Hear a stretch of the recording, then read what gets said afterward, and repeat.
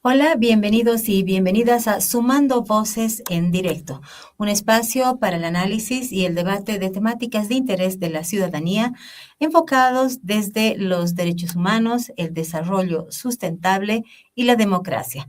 En esta oportunidad vamos a abordar la situación de la vicepresidencia, esta fragilidad institucional que se ha producido en el nuevo escenario normativo. Y para eso hemos invitado a tres expertos, analistas políticos, cientistas en el área que nos van a ayudar a comprender mejor qué es lo que está pasando, cómo se podría resolver este fenómeno político y además qué perspectivas hay hacia el futuro sobre la situación de la vicepresidencia.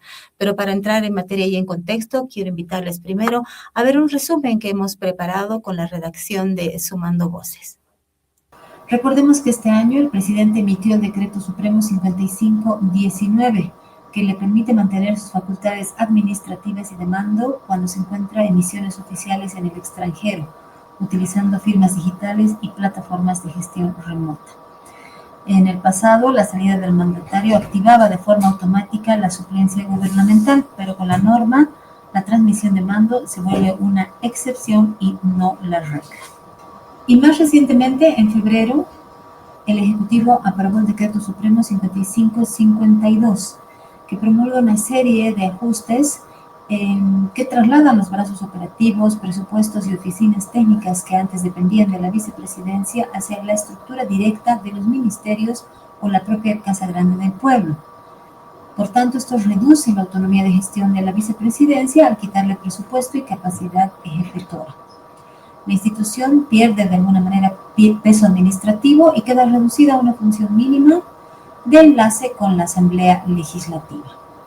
Ahora sí vamos a ver qué tipo de reacciones han generado estas normativas aprobadas por presidencia. Por un lado, se ha formulado la tesis de la inconstitucionalidad.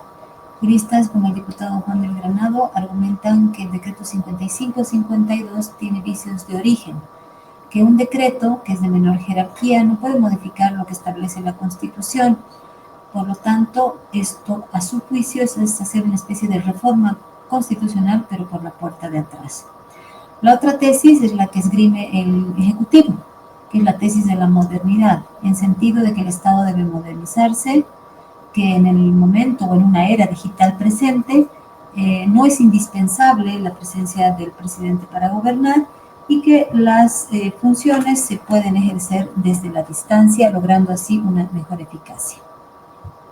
Y finalmente, el dilema de la utilidad acerca de la vicepresidencia. Se ha revivido el debate con distintos puntos de opinión acerca de si la vicepresidencia es un adorno o una pieza poder de real.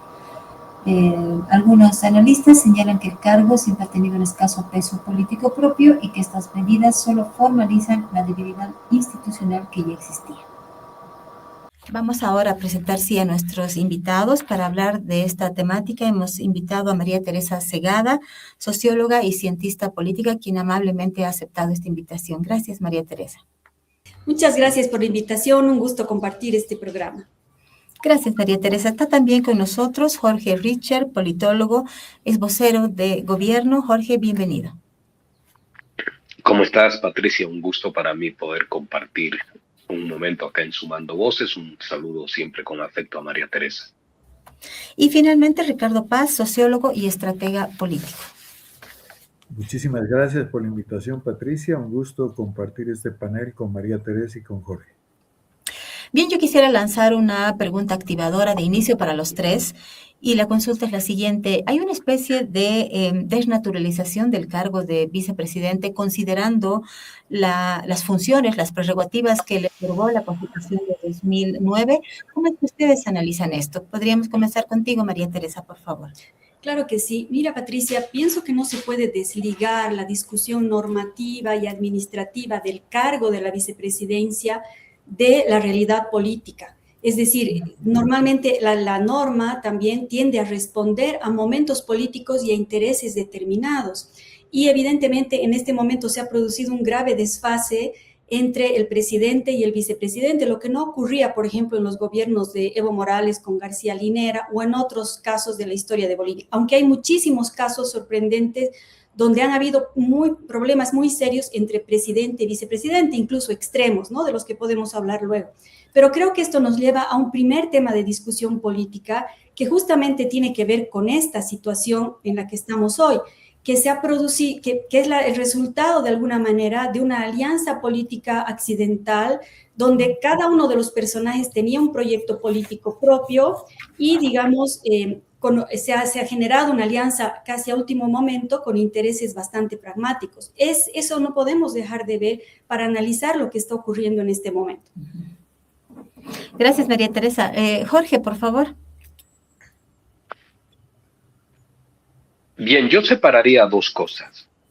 Lo primero, la relación entre el presidente Paz y el vicepresidente Lara, que efectivamente tiene repercusiones y consecuencias no colaterales, sino directas sobre el funcionamiento de la institucionalidad en el país, no estrictamente de la vicepresidencia, sino del marco general de nuestra institucionalidad. Y por el otro lado, lo que constituye como entidad institucional de nuestro país el valor o el aporte real que pueda tener la vicepresidencia. Es harto conocido y yo he tenido una posición y una postura que señalaba y decía que la vicepresidencia es una institución inútil en cuanto a su capacidad de aportes reales. Una posición que, por supuesto, Patricia, era refutada señalando y diciendo de que la vicepresidencia en realidad es una institución muy importante por las 5 prerrogativas o las 5 funciones que le otorga la misma Constitución Política del Estado en el artículo 174.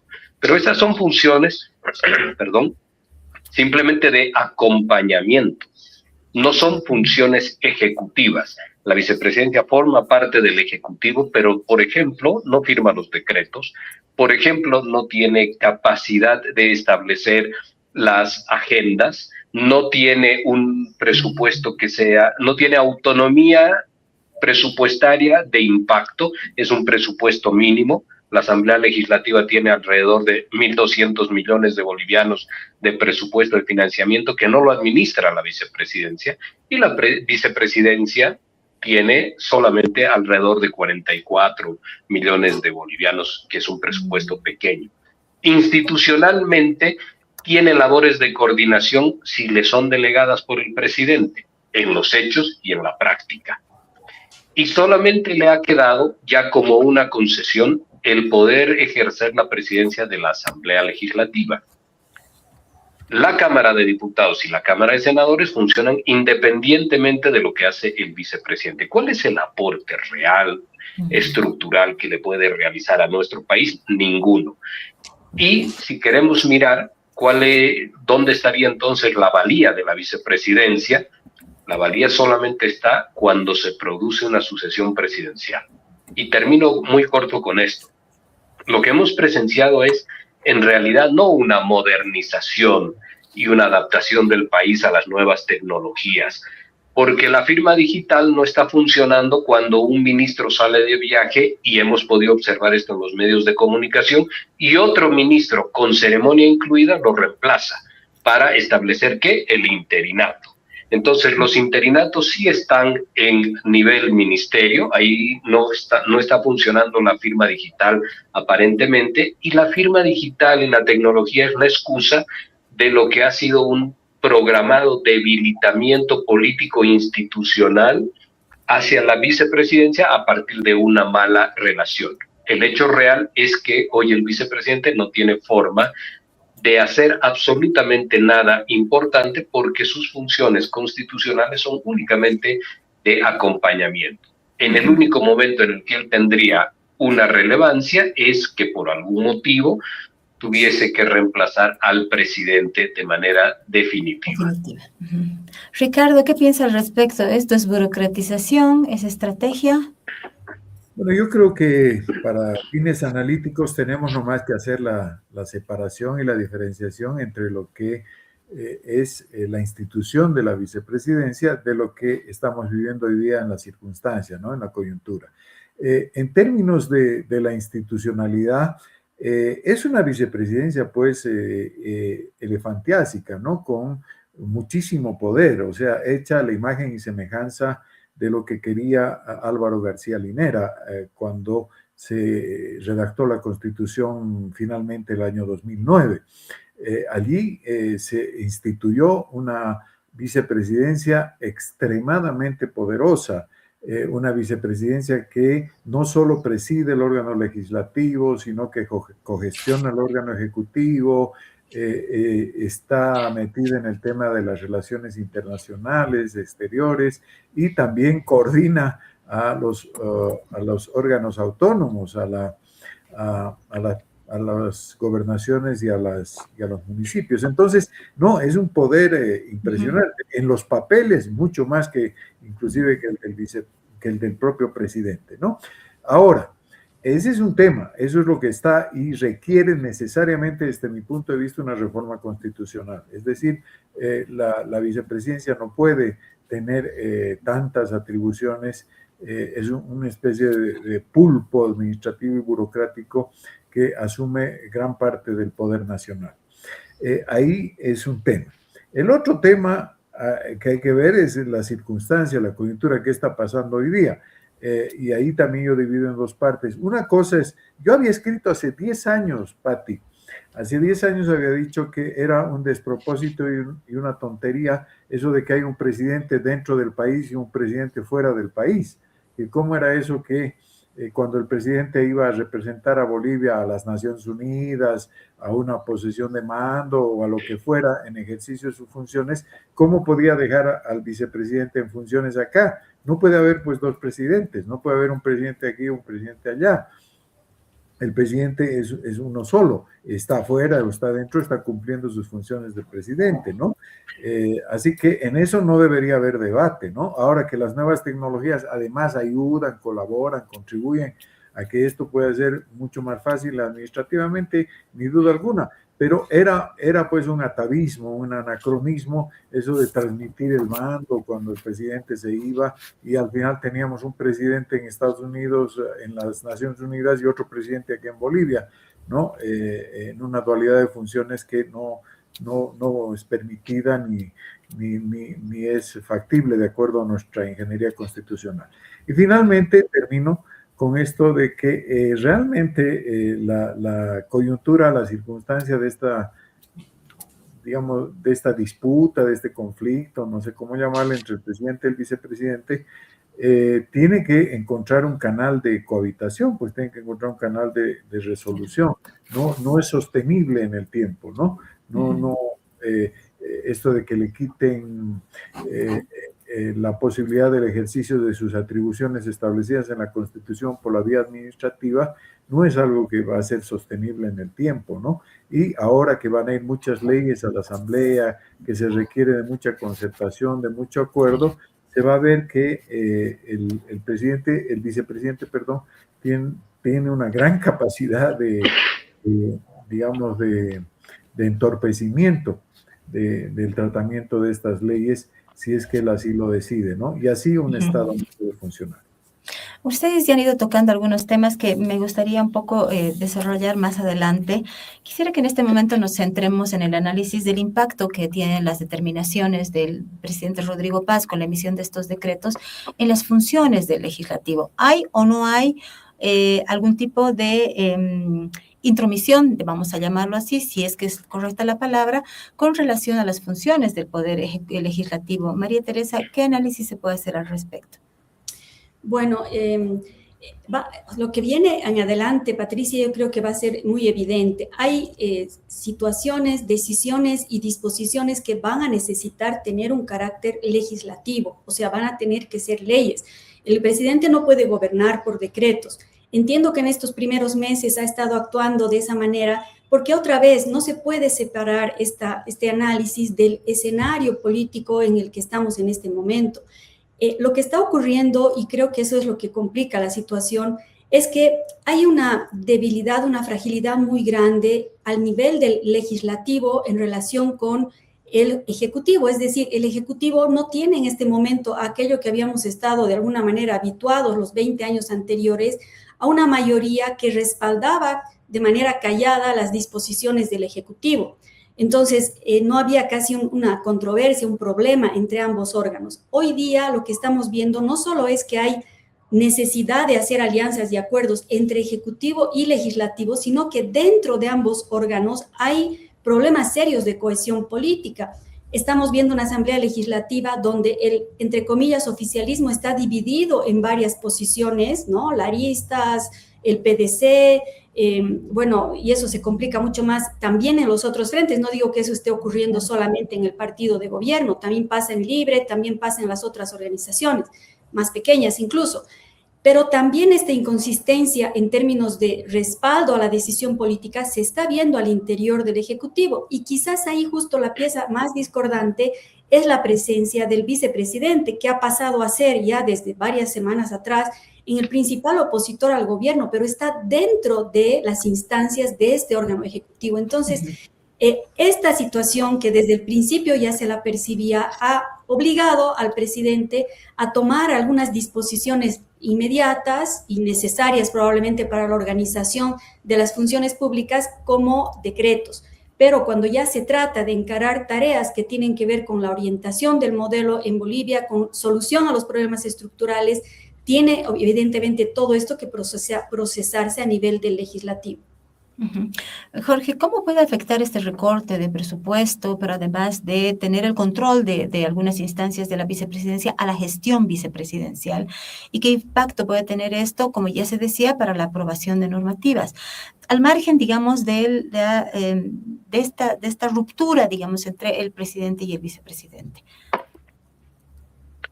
Lo primero es que lo que han hecho es efectuar un vaciamiento institucional y económico de la vicepresidencia para que sea hoy en día solamente una entidad sin ninguna influencia directa, y lo que existe es un disciplinamiento político que se está buscando, y que pareciese, con las palabras que teníamos el día de ayer del vicepresidente, pidiendo casi en un nivel de implorándole al ministro de la presidencia que se coloque la mano al pecho y le pueda otorgar algunos recursos para personal mínimo, etcétera.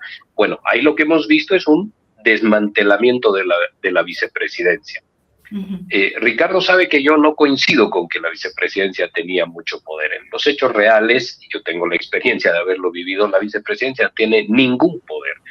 Son referencias en la constitución política del Estado, pero en cada uno de los elementos, salvo en la sucesión constitucional, requiere de la invitación, por dejarlo como señalado cómo funciona, la invitación del presidente para el acompañamiento. Son funciones de acompañamiento. Si va a participar del gabinete, el presidente lo invita.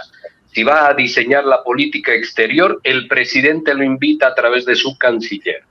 Si va a coordinar algo con los gobiernos departamentales, el ministro correspondiente, en este caso presidencia a través del Ministerio de Autonomías, lo invitan para que pueda participar porque no tiene decisión en absolutamente nada. Entonces, no es un poder real. Álvaro García tenía en apariencia un poder importante porque le habían delegado. Evo Morales le delegó absolutamente el manejo político-administrativo en gran parte del Estado, pero no firmaba. En el momento en que Evo Morales se molestaba de algo, Álvaro García veía reducido su poder. Número uno. Número dos, el país necesita distintas formas de gobernabilidad. Una gobernabilidad muy importante está puesta en la Asamblea Legislativa. Las leyes se podrán aprobar, no es un tema de responsabilidad estrictamente del señor Lara, porque las leyes tienen su propio procedimiento, Cámara de Diputados, Cámara de Senadores, dependiendo de dónde se inicie. Salvo leyes excepcionales, se requiere la aprobación en la Asamblea. Entonces tampoco es que la participación de el vicepresidente es determinante para todo el armado legal que tiene que tramitarse a través de la Asamblea Legislativa. Allí el problema real no es Lara, el problema real es que las bancadas están muy fragmentadas. La bancada del PDC hoy en día tiene distintas obediencias. y distintos liderazgos, no está rígida, no está verticalmente sujetada a lo que pide el presidente.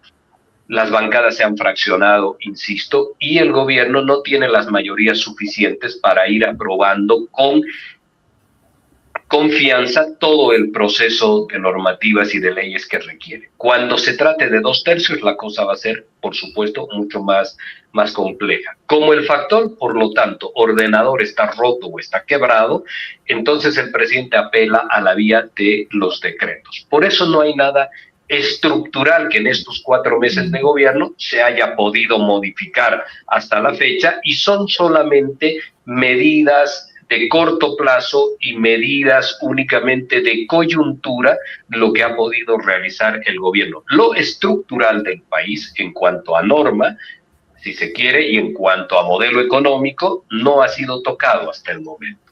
¿Por qué? Porque no se tiene operador político, no hay un factor ordenador en la Asamblea Legislativa, y la distancia, esto sí es correcto como lo menciona María Teresa, la distancia rota e irreconciliable con el vicepresidente hace también que la convivencia política del Ejecutivo y del Legislativo esté hoy en día cuanto menos enrarecida. Gracias. Ricardo, entonces, considerando todos estos puntos de vista, sería una locura pensar que el vicepresidente podría utilizar el legislativo un poco para parapetarse y salir en defensa, digamos, trabando alguna ley o algún proceso de aprobación de normas. Bueno, son perspectivas, ¿no? Yo insisto, en ninguna parte de la Constitución del artículo 174 dice lo que plantea Jorge, ¿no? Dice que va a coordinar las relaciones entre el órgano ejecutivo, la asamblea y los gobiernos autónomos. No dice a invitación de nadie, dice que va a coordinar, es taxativa la Constitución.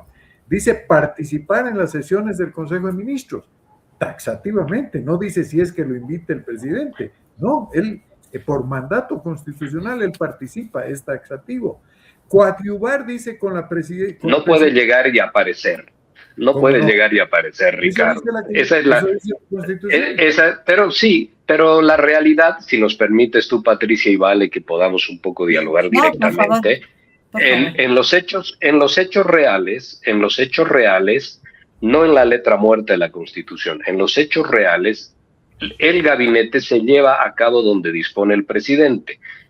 Si el presidente dispone que se lleve a cabo en la residencia de San Jorge, que alguna vez ha ocurrido en la residencia de San Jorge, y nadie le comunica y lo invita al vicepresidente a que asista al gabinete, el vicepresidente no está ni siquiera notificado. Exacto. Y el vicepresidente no es que puede llegar y decir hay gabinete y voy a participar, porque no ocurre eso en los hechos, Ricardo.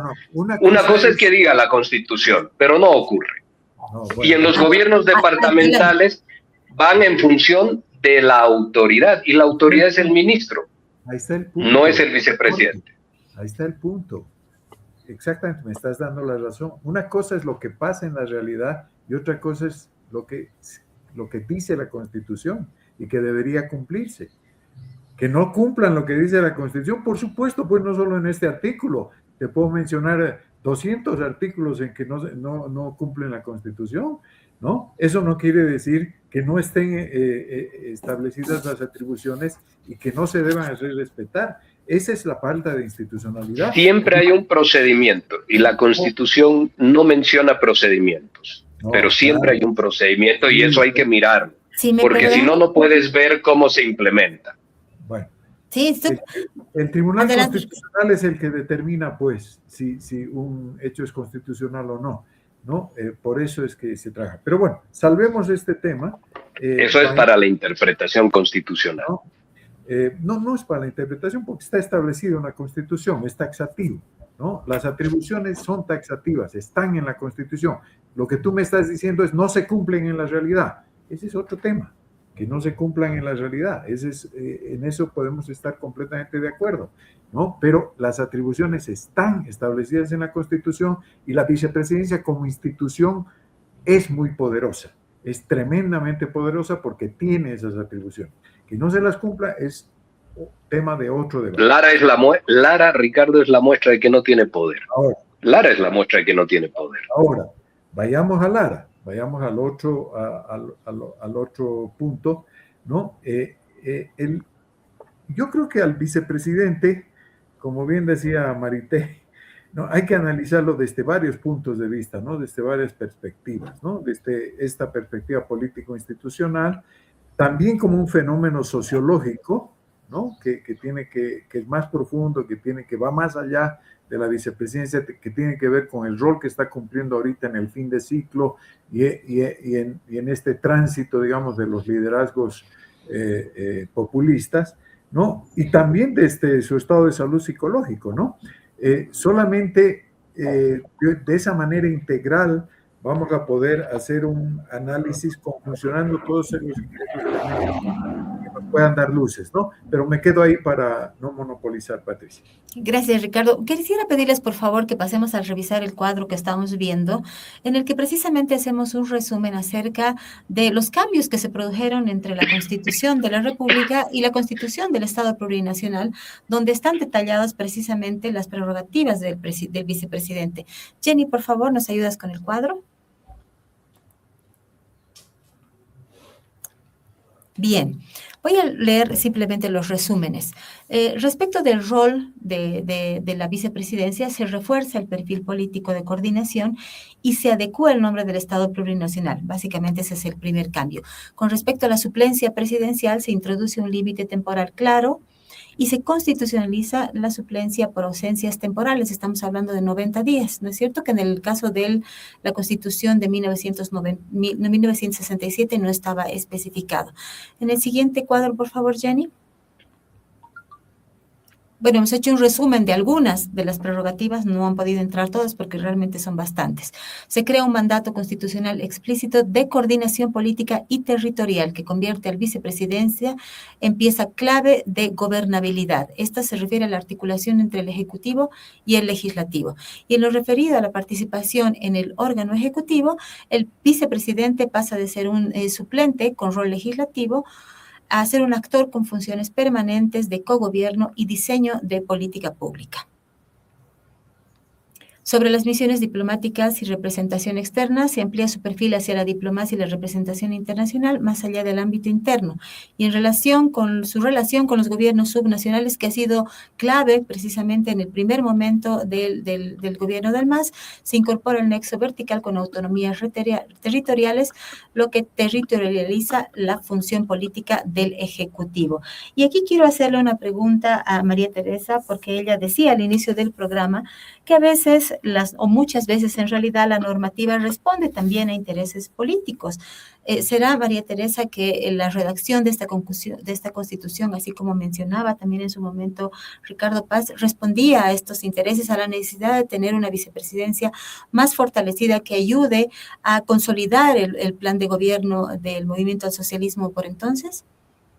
Si uno mira la letra de las constituciones, obviamente, encuentra pues un abismo entre la del 67 o la anterior constitución reformada y demás, y la nueva, ¿no es cierto? Claramente, las funciones del vicepresidente en la nueva constitución, en esto coincido con Ricardo, son muy contundentes y no lo dejan como una pieza solamente de reemplazo, en este caso ya ni de reemplazo, ¿no es cierto? Porque las suplencias ahora, frente al viaje del presidente, parece que ya son totalmente inútiles. Solo tendrían sentido en caso de las situaciones extremas. Renuncia del presidente, imposibilidad definitiva o impedimento definitivo o muerte del presidente, digamos, entonces sí tendría un sentido la figura vicepresidencial como reemplazo o como suplencia, digamos, ¿no? O reemplazo en este caso. Pero evidentemente, si uno lee la letra de la nueva Constitución, sí le otorga funciones muy importantes al vicepresidente, pero otra vez, no podemos hacer esta lectura aislada de las coyunturas políticas. Por eso es que también en su momento se aprobó esta reforma a la Constitución y Álvaro García Linera pudo cumplir una serie de funciones, evidentemente supeditados a la voluntad, porque en Bolivia es muy fuerte el peso personalista y presidencialista, ¿no es cierto?, en la política. En este caso, en el caso actual, que hay esta contradicción tan fuerte, evidentemente la letra de la norma, como siempre se ha hecho en Bolivia, lamentablemente, está sujeta a interpretaciones, a la ambigüedad de las normas, sobre todo de la Constitución. Evidentemente no tiene que decir el detalle en la Constitución, para eso están los reglamentos, ¿no? y las leyes secundarias. Pero, digamos, estas ambigüedades o estas generalizaciones que a veces se plantean en la letra de la Constitución son sujetas a interpretaciones a conveniencia política. Uno ve hoy la figura vicepresidencial en la letra de la Constitución con tanto peso y funciones inclusive que pueden trascender, pero ve la realidad como se le ha ido más bien recortando todas estas funciones. ¿Por qué? Porque la explicación es política. En los casos en que el vicepresidente es un verdadero acompañante del presidente, por ejemplo, Garrett con Víctor Paz, por poner cualquier ejemplo que se me ocurre en este momento, en ese acompañamiento, evidentemente, el presidente tiene la confianza de delegar en el vicepresidente una serie de misiones y tareas, y inclusive tareas de coordinación política necesarias entre Ejecutivo y Legislativo, y con toda tranquilidad. Pero en los casos, y muchos hay otra vez en la historia de Bolivia y también en otros países, en este momento estamos viendo en Argentina, ha habido en Ecuador, etcétera, incluso ha habido un libro, no me acuerdo, Ricardo, tú que has estado por ahí te debes acordar, hay un libro que se llamaba como La autopsia de la traición, algo así, de León Febres Cordero en aquella época, porque esto no es solamente en Bolivia y no está ocurriendo solo aquí, pero tiene que ver con el perfil político que tiene el vicepresidente, político, ideológico, personal, respecto al presidente al que supuestamente está acompañando. Entonces creo que hay que hacer esa clave distinción, y otra vez insistiría en que tiene que haber una lectura política, si no, realmente no se entiende esta distancia entre la norma, entre la letra, digamos, y el espíritu, y lo que se dice en un texto y cómo se lo interpreta, y luego se gobierna con esa interpretación. Obviamente, una cosita más, esa interpretación o la forma en que se gobierna está muy sujeta a la capacidad de poder que tiene un actor. Cuando tiene mucho poder no se cuestiona que después los abogados lo resuelvan, pero cuando esa entidad gubernativa no tiene el suficiente poder, obviamente empiezan a generarse las fisuras, incluso las rupturas, ¿no es cierto?, en estas capacidades de gobernabilidad. Entonces, y esta es la siguiente pregunta para Jorge y Ricardo, la funcionalidad de la vicepresidencia está supeditada al relacionamiento, en este caso, entre el presidente y el vicepresidente. ¿Es así como se mantendría, digamos, la gestión del país? Jorge, ¿puedes empezar, por favor? Es así como yo lo percibo, pero como también está ocurriendo en los hechos reales. La relación entre Arce y Choquehuanca, que no era la misma que entre Evo Morales y García Linera, ya le había recortado a Choquehuanca, utilizando la palabra de María Teresa, estas delegaciones de tareas a la vicepresidencia, y también le había recortado niveles de confianza en el manejo del aparato ejecutivo. Esto entonces termina siendo que la decisión para que el vicepresidente se active como una figura preponderante en la institucionalidad nuestra está en función de si el presidente delega o de si el presidente tiene o no confianza. Esto, por supuesto, choca con la letra muerta. La letra muerta de la Constitución, no solamente en estas 5 prerrogativas que le confiere al vicepresidente, sino en muchas otras tantas, también deja espacio, y esto es normal, así son las constituciones, espacio a la interpretación. Y en la interpretación es donde vemos que de manera fáctica la vicepresidencia no tiene ninguna utilidad. Puede estar el vicepresidente en el gabinete, para ponerles un ejemplo. Puede estar en el gabinete, pero no firma los decretos. El vicepresidente no firma decretos. Esto significa que puede tener palabra en el gabinete, que en los hechos reales es una palabra que se la otorga al presidente, quien es el que conduce el gabinete. Pero su posición no queda registrada en ningún lugar, salvo que quiera dar una conferencia de prensa una vez que concluya el gabinete. ¿Qué quiero decir? Que puede estar diseñada con 3, 4, 5 artículos, como es el caso, y puesta en la Constitución Política del Estado, pero no tiene ninguna connotación importante hoy en día, salvo que el presidente delegue y salvo que el presidente tenga confianza. Entonces, si dependemos ya de un factor tan subjetivo como la voluntad o la iniciativa de delegar o de establecer una confianza política, por supuesto que estamos frente a un problema. No ocurre únicamente con Patricia, con la vicepresidencia del Estado, ha ocurrido con la vicegobernación en Santa Cruz.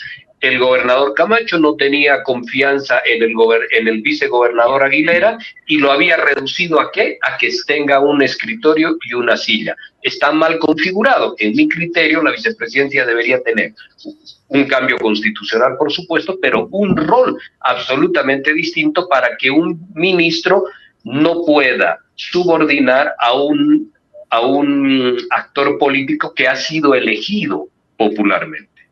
Uh-huh. Ricardo, por favor, y luego les invito a ir pensando un poco, ¿y qué salida puede existir ante este problema? Obviamente ya Ricardo creo que fue quien mencionó que habría la necesidad de una reforma constitucional, pero en lo inmediato, ¿qué podemos hacer? Bueno, mira, yo creo que todo esto es resultado de la ausencia de institucionalidad, ¿no?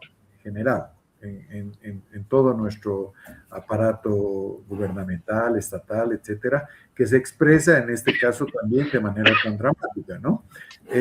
No existe, pues, una ley orgánica de la vicepresidencia, que debería haber en cualquier país del mundo, una vez que se aprobó la Constitución en el 2009, y tenía estas atribuciones el vicepresidente, debería haberse preocupado la Asamblea de elaborar una ley orgánica de la vicepresidencia, donde se aclaren todos estos temas.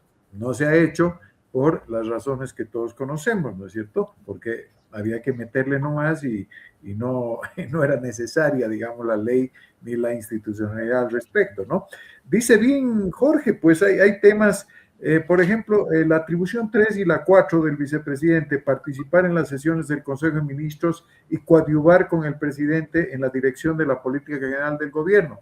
Eso debería expresarse en que el vicepresidente firme los decretos, que los decretos deberían tener la obligación de contener la firma del vicepresidente para respetar lo que dice la Constitución, porque efectivamente si los decretos no llevan la firma del vicepresidente, no están respetando la Constitución, no están respetando esta atribución tercera y cuarta que le asigna la Constitución al vicepresidente. Bueno, pero todo esto es falta de institucionalidad en general. Si tuviéramos institucionalidad, tuviéramos una ley orgánica de la vicepresidencia, esto no estaríamos discutiendo, se tendría que estar implementado. Y finalmente en el tema ya circunstancial, coyuntural del tema de Lara, y como ha hecho referencia Marité también hace un rato, el vicedios casi siempre es ateo, ¿no?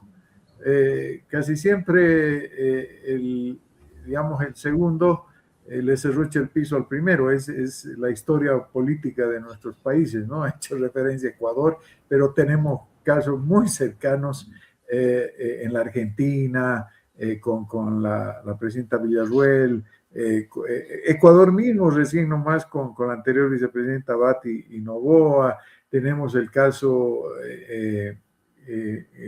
colombiano anterior, ¿no es cierto?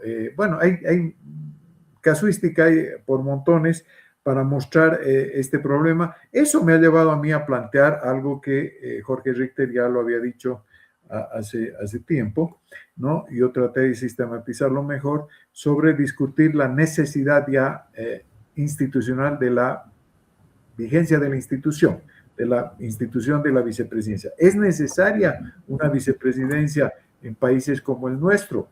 ¿No? Ese es un debate que yo creo que se va a dar a muy corto plazo. Jorge, por favor. Sobre todo pensando en las salidas, ¿no? Al problema coyuntural y un poco la mirada hacia futuro.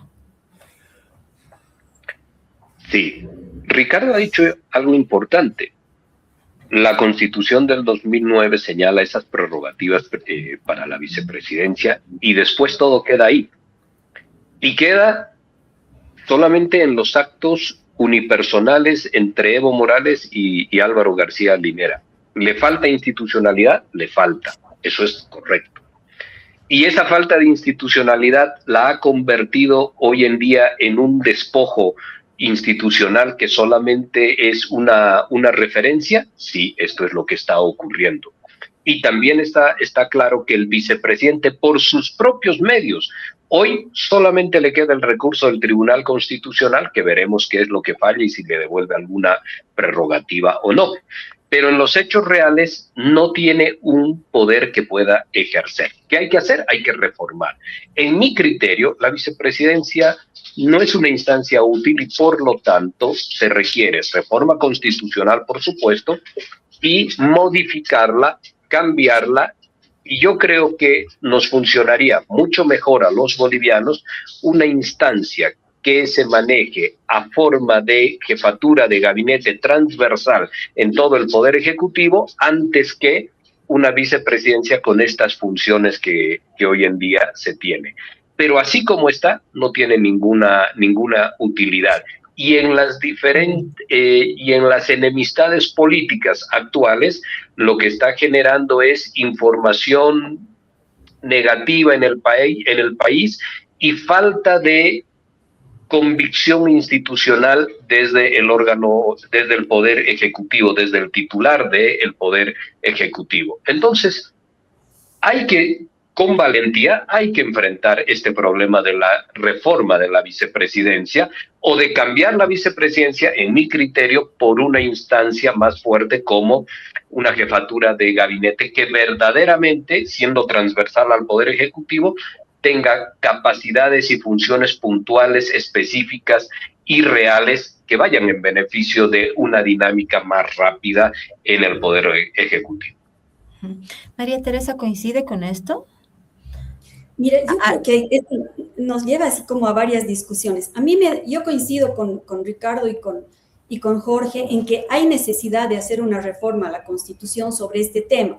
El único sentido que le encuentro al rol del vicepresidente actualmente, digamos, más en términos abstractos, es el de articulador, porque ir de reemplazo, ni siquiera de reemplazo definitivo de un presidente, porque yo creo que esto está muy pegado a una discusión que necesitamos tener en Bolivia y que va a meritar también una reforma constitucional, que es necesario, quizás habría que discutir obviamente, tránsito hacia una suerte de parlamentarismo, donde entonces sea el Parlamento el que resuelva muchos de los temas que tienen que ver con la gestión, por ejemplo, del vicepresidente o de un reemplazo en su caso. Pero bueno, esa es otra discusión, tal vez algún rato habría que hacer un programa sobre eso porque es muy interesante. Una gran cantidad de los problemas que tiene Bolivia hoy día están relacionados con este hiperpresidencialismo que tenemos.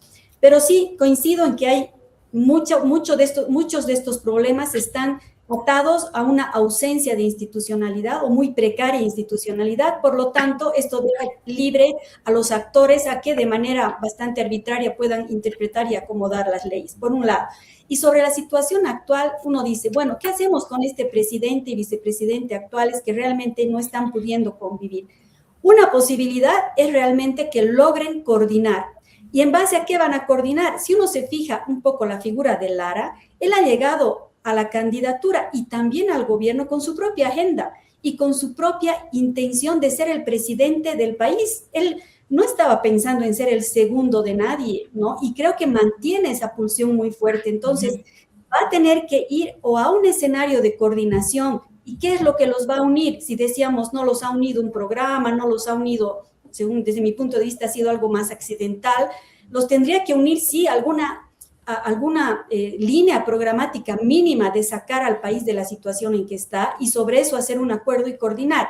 La otra, o sea, es coordinación o ruptura. ¿Y cómo se dan las rupturas? Realmente hay muchísimos ejemplos en la historia de Bolivia y de otros países donde las rupturas se dan o porque se lo manda al vicepresidente a un exilio dorado, ha habido muchos ejemplos en la historia, ¿no es cierto?, otras veces el vicepresidente ha renunciado tarde o temprano y ha terminado siendo candidato opositor, luego, inmediatamente después, digamos, o no sé, hay maneras, digamos, también de que se produzca esta ruptura, obviamente sin romper el orden constitucional, eso institucional del país, esto estaría totalmente por descontado, ¿no es cierto? Lo que sucedió con Barrientos y Víctor Paz y estos escenarios ya no serán posibles ya en la Bolivia del siglo XXI. Bueno, posibles, todo es posible, pero no serían deseables. Sin embargo, creo que hay maneras de tomar una decisión respecto a o vamos a unirnos en torno a un objetivo común o esto ya no funciona y no podemos seguir conviviendo de esta manera. Esto le está haciendo mucho daño a la democracia y a la institucionalidad del país, aparte de la gobernabilidad que requiere este gobierno actual, ¿no? Gracias, María Teresa. Antes de ingresar a una última ronda de preguntas, quisiera leerles, por favor, algunos comentarios de la audiencia que nos sigue en redes sociales. Daniel Espinosa dice, ¿cuál es la afectación real de las modificaciones discutidas en el proceso de interpelación de ministros? Y amplía. Conforme a la discusión de los panelistas, existe un escenario de ambigüedad sobre la naturaleza y atribuciones de la vicepresidencia. ¿Correspondería recurrir al TCP para dar certezas y dilucidar si las modificaciones atentan contra la independencia del sistema de poderes y los contrapesos? Esa es la pregunta de Daniel. No sé quién quisiera responder, por favor. Jorge, se refería precisamente usted al tema de recurrir al Tribunal Constitucional y luego Ricardo creo que ahí también quería opinar. Yo quisiera decir, y esbozo alguna respuesta para nuestro oyente, yo quisiera decir que este problema de la ausencia de institucionalidad, que lo remarcamos de forma permanente y constante, es un mal casi, podemos señalar, congénito a todas las clases dirigentes en nuestro país. La democracia, que en mi entender hoy en día está en un nivel de calidad absolutamente bajo y preocupante, muestra que somos poco democráticos y somos también, en consecuencia, muy poco institucionalistas. ¿Quién tiene que tener la iniciativa de la institucionalidad?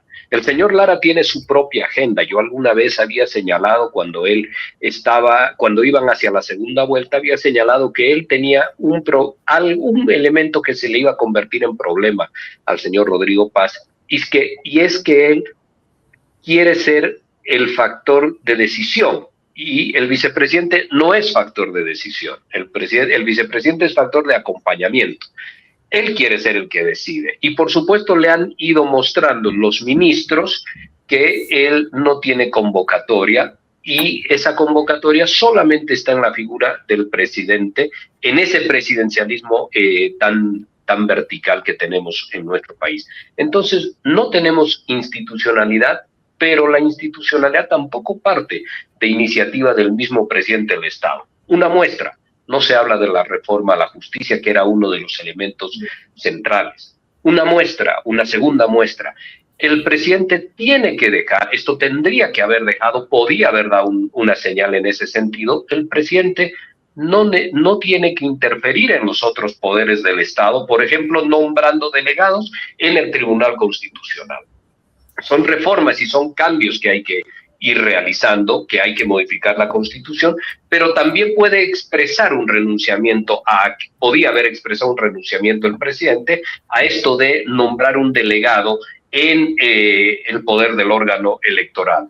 Esto de tener desde el Ejecutivo una transversalización en el órgano judicial, en el órgano electoral, en el órgano de justicia. Ahora desapareció el Ministerio de Justicia, eso baja un poco, pero estos son temas que hay que resolverlos hoy en día en el país. Pero la iniciativa, siempre lo he creído así, tiene que ser de parte del presidente. Puedo señalar, y con esto concluyo, un ejemplo muy rápido. En mi experiencia y en mi estadía durante el tiempo del gobierno, yo le señalé un día al presidente Arce cuál era su criterio en esto de cercenar la posibilidad de las interpelaciones y de las censuras, cuál hubiese sido su respuesta, quería decir, si hubiese estado él en la oposición. Hubiese montado un escándalo. Ahí está el espíritu, el poco espíritu institucionalista que tenemos en el país. Gracias. Ricardo, antes de que respondas, te añadiría un comentario más de Violeta van der Valk. Ella se pregunta de qué manera las presidencias de la Cámara Legislativa pueden avanzar a pesar de la situación, entre comillas, entre del presidente nato de la Asamblea. Para complementar las dos, por favor. Sí, claro. Pues sobre las circunstancias, sobre la coyuntura, voy a ser telegráfico. Yo creo que sí, efectivamente, el vicepresidente tiene que acudir al Tribunal Constitucional. No le queda otra, pero es tal nuestro grado de precariedad institucional y de desinstitucionalización, que no tenemos prácticamente en este momento Tribunal Constitucional. Como todos sabemos, está medio chuto el tribunal, o sea, le faltan nombrar miembros y no se sabe cómo se van a nombrar, si vamos a ir a elecciones, si los va a nombrar la asamblea, si los va a nombrar por decreto el presidente. Es decir, es un pandemonium, pues esto de la institucionalidad. Está prácticamente en ese sentido paralizado el Tribunal Constitucional. No sabe cómo va a ser sala plena, etcétera. Entonces, inclusive el guardián de la Constitución, el que debería interpretar la Constitución, está con este nivel de institucionalidad. Bueno, viendo a lo estructural, a lo profundo, creo que hemos coincidido todos en la necesidad de una reforma constitucional. Yo voy a expresar mi posición clara. Yo soy un convencido de las bondades del modelo mexicano, ¿no? Para mí, el modelo mexicano es el que mejor se adaptaría a nuestra cultura política y a nuestra realidad. 6 años, es decir, aumentar 1 año al periodo constitucional, ¿no? Pero sufragio efectivo, no reelección. No se reelige nadie nunca más, ¿no? Y durante 6 años y se acabó, y sin vicepresidente. No hay vicepresidencia, ¿no? Por lo tanto, no hay la tentación de ninguna naturaleza, ¿no? Eso funciona, tan bien funciona, que inclusive en un gobierno tan potente, tan fuerte, con un caudillo tan grande como López Obrador, ¿no? La institucionalidad mexicana soportó cualquier tentación reeleccionista o de cambiar este sistema que viene desde principios del siglo pasado, ¿no? Desde la Revolución Mexicana.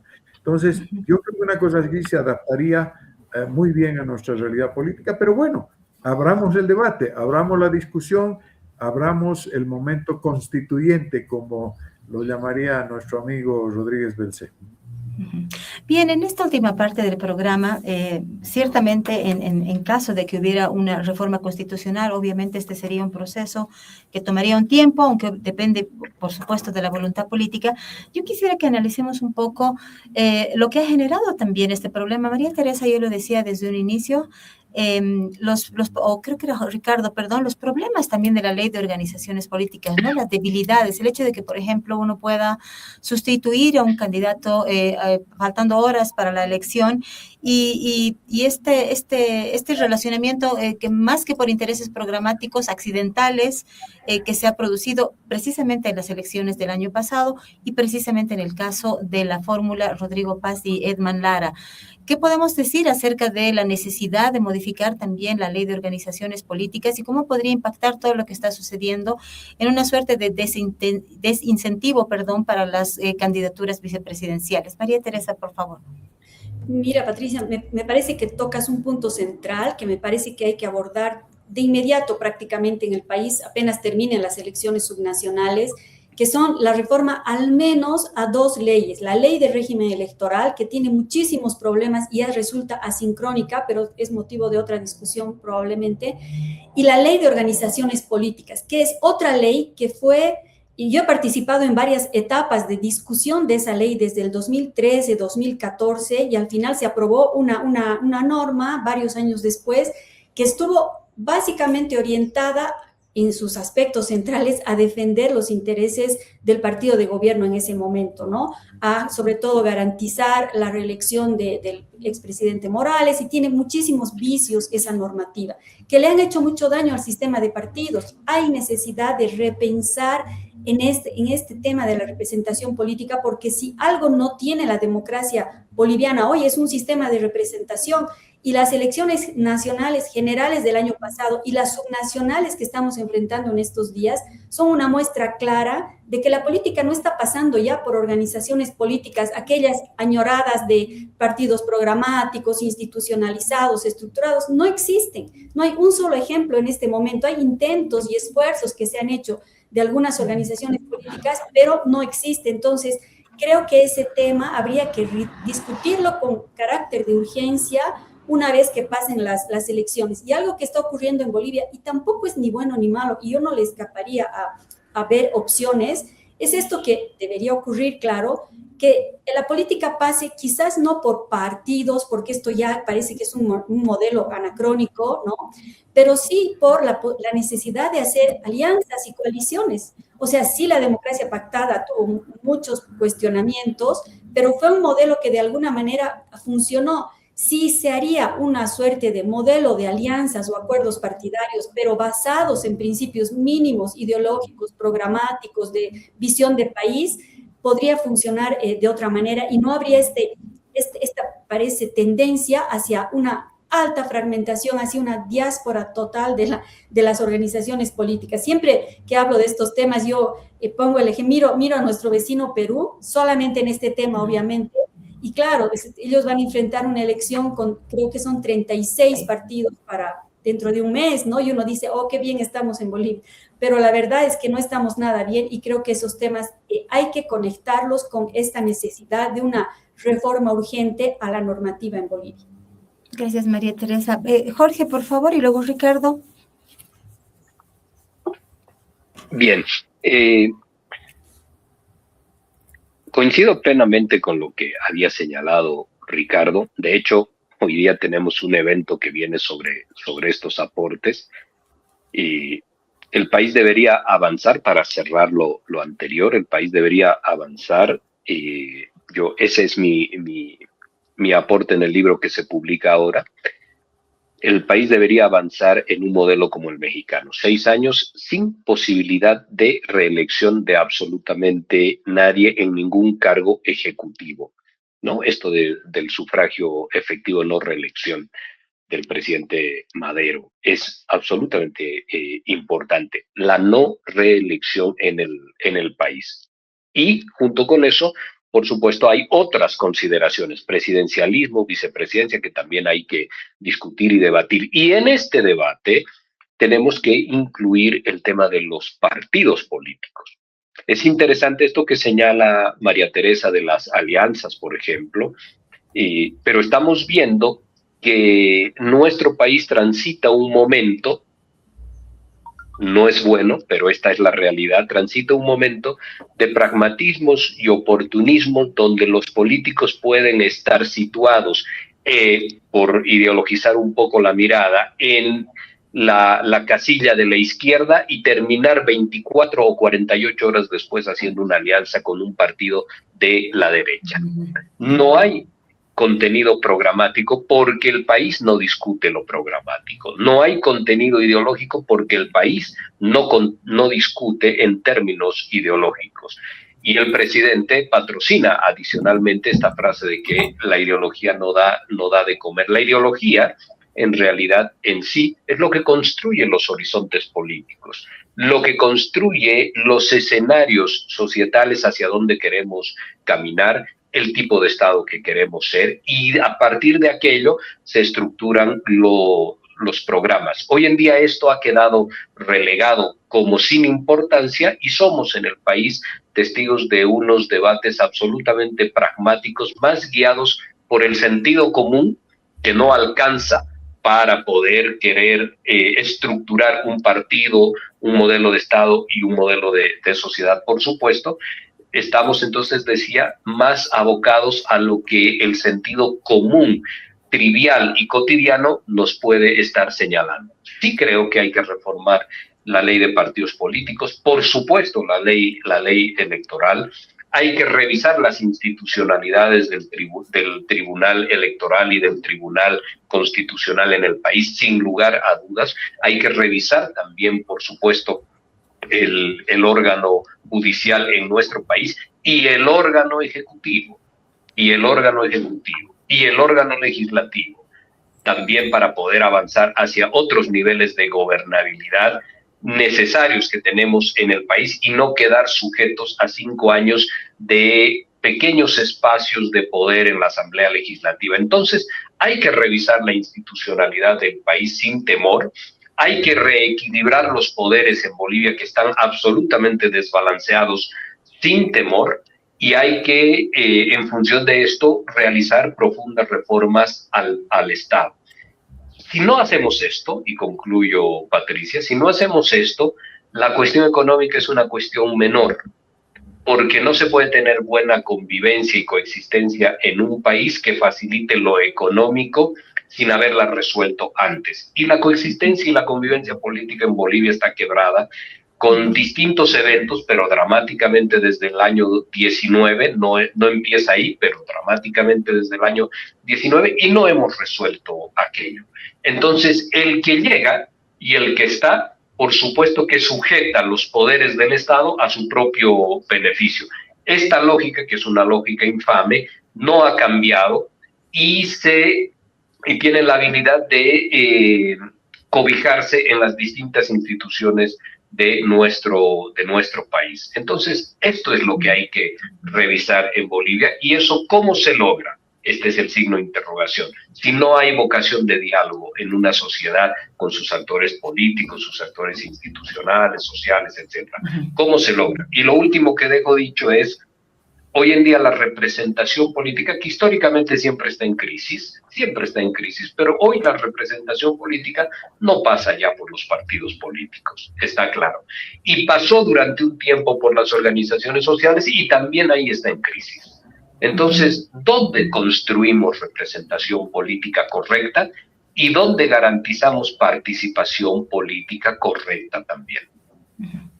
Gracias, Jorge. Ricardo, complementando eso, ¿cuál debería ser la ruta crítica? ¿No? Creo que hay una coincidencia en sentido de que realmente hace falta avanzar en reformas. ¿Cuál es el camino que habría que seguir? Bueno, lo primero es la reforma constitucional, porque ¿para qué vas a armar una ingeniería jurídica sobre las elecciones si vas a cambiar la Constitución, ¿no? Tenemos 20 años del inicio del proceso, un poco más de 20 años del inicio del proceso constituyente anterior, que se inició en 2003 y concluyó en 2009, duró más o menos 6 años ese proceso. Yo creo que ahora podemos acortar un poco los tiempos y empezamos en el segundo semestre de este año el proceso constituyente. Podemos rematar más o menos en 2029 con un nuevo texto constitucional. De repente, entre 2008 y 2009 se puede convocar una nueva asamblea constituyente para que reforme la Constitución. Yo creo que ese sería el hito central, fundamental. Y en el tema que nos ocupa, lo que estamos hablando, es imperativo pues que tengamos un código de la democracia. Es decir, un compilado de las leyes que tienen que ver con el hecho electoral. Felizmente, se acaban las elecciones ahora en abril, con las segundas vueltas en las gobernaciones. En mayo tenemos nuevas autoridades y ya no tenemos más elecciones hasta dentro de 5 años. Tenemos que completar el judiciales. Bueno, hay varias salidas, ¿no? Pero bueno, es un tema puntual, ¿no? Específico, que se resolverá de alguna manera. Pero lo importante es que vamos a tener, creo yo, el tiempo para poder entrar en este proceso de reforma constitucional y inmediatamente después del proceso de reforma constitucional el tema legal, ¿no? Si hacemos ahorita un código de la democracia, si reformamos la ley electoral, la ley de organizaciones, la ley del órgano electoral, si reformamos esos tres y después viene la Constitución y cambia todo, ¿no es cierto? Ni siquiera se va a poder aplicar, porque no vamos a tener elecciones en que aplicarlas. Entonces yo creo que más bien hay que apretar el acelerador en la reforma constitucional. Yo creo que es imperativa la necesidad de la reforma constitucional a partir del segundo semestre, superadas las urgencias económicas de coyuntura que tiene el gobierno, debería encarar el proceso ya de reforma, de iniciar el proceso que va a ser un proceso de 3 años, 4 años, proceso de reforma constitucional. Me parece que esa es la ruta crítica, Pati. Muchísimas gracias. Muy adelante, María Teresa. Simplemente creo que la primera discusión es ver si la reforma a la Constitución, que es absolutamente necesaria, amerita una asamblea constituyente o quizás hay que ir a reformas parciales. No lo sé, eso lo dejo en discusión igual. Gracias. Bueno, es que perdón que meta mi cuchara. No, por favor, adelante. Vamos a reformar solamente la vicepresidencia, por decir, esto ya requiere constituyente, ¿no? O sea, porque la propia Constitución establece entre sus mecanismos de reforma constitucional que la parte dogmática de la Constitución solo puede ser reformada por la vía constituyente, ¿no? Bien, Pati, déjame decir algo. Déjame adelante, decir algo Jorge, muy por rápido. favor. Adelante. Es real, si vamos a tocar las bases fundamentales del Estado, necesitamos una asamblea constituyente. Mi pregunta, no voy a dar acá ya mucha opinión más, creo que el tiempo nos apremia. Mi pregunta va que reforma a la Constitución, asamblea constituyente, leyes, reformas electoral, leyes de partido político, etcétera, etcétera. Atención a la cuestión económica que no se ha movido absolutamente en nada en lo que hace a lo estructural hoy en día, que eso también requiere reformas y tocan la constitución política del Estado. Todo eso antes de una aceptable convivencia y coexistencia pacífica en el país, o todo eso sin necesidad de preocuparnos por la convivencia social y coexistencia pacífica en el país. ¿Es posible reformar todo esto con nueva asamblea constituyente, etcétera, sin adecuada coexistencia pacífica en el país? Yo creo que ahí se instala el mayor debate. Gracias, Jorge. Bueno, antes de despedirnos... Perdón, un apunte. Dale, Ricardo. Eso es lo bueno que tenemos cuando estamos con Ricardo. Y cuando estamos en línea. No hay un camino para la paz y para la convivencia. La paz es el camino. Pero la paz se construye, no se da por sí sola. Ha sonado raro. Bien, bueno, quiero agradecerles. Eso ha sonado a una defensa de la ciudad de La Paz. No, al presidente tal vez, no sé. Digo, no, es una broma. Bueno, muchísimas gracias. No he dicho el paz es el camino, he dicho la paz. La paz por la ciudad, entendemos, por la ciudad. No vas a ir a pasar vacaciones a Santa Cruz, está claro. No, muchísimas gracias, estimada María Teresa, Jorge y Ricardo, por sus aportes. Realmente han sido fundamentales para la comprensión de esta problemática y, por supuesto, también por los aportes para ver cómo es que a futuro se puede formular una serie de cambios que ayuden al fortalecimiento democrático. Voy a invitarles públicamente a que puedan aceptar alguna próxima invitación de Sumando Voces en Directo para ser parte también de los paneles en las diferentes temáticas que tocamos. Muchísimas gracias. Gracias a usted. Gracias. Abrazos. A los amigos que nos siguen a través de nuestras redes sociales, invitarles a acompañarnos en un nuevo programa la próxima semana, pero obviamente pueden seguirnos a través de nuestras redes sociales en Facebook, en X, en Twitter, pero también en nuestra página web sumandovoces.com.bo. Les invitamos no solamente a leer nuestras notas, sino también a compartir nuestros contenidos que, como decíamos al inicio del programa, están enfocados en materia de democracia, derechos humanos y desarrollo sustentable. Quiero agradecer también, ya no me dio tiempo para leer, pero los comentarios de Wilmer Marcelo Galarza Mendoza y también de Yasmín Peñalosa que han escrito mientras se transmitía el programa. Con nosotros va a ser hasta la próxima semana y volveremos con otro tema de interés ciudadano acá en Sumando Voces en Directo. Gracias.